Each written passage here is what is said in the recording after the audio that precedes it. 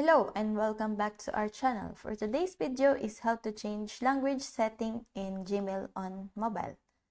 So to change this language setting in Gmail, just follow the steps. So first thing you're gonna do is open the Gmail app on your mobile device. Then next is tap on your profile picture on the upper right corner of the screen. Then press manage your Google account. Now, go to personal info, then scroll the way down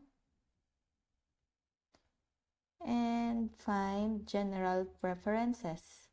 And here you can see language.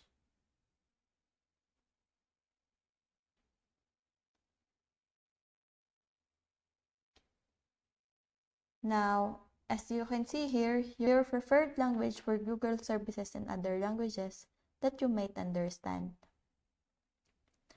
Changes to your preferred language are reflected on the web, so Google might use your language info to show you more relevant content on apps and services. So to change the preferred language for mobile apps, go to language settings on your device. Now here, you can see here, it's English. Then there's various options on choosing the language.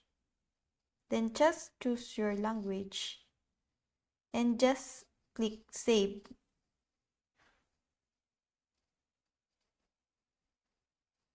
So it's already updating and it already changes.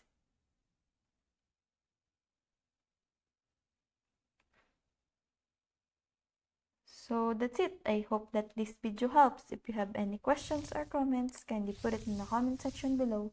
And if not, don't forget to subscribe and like. Thanks!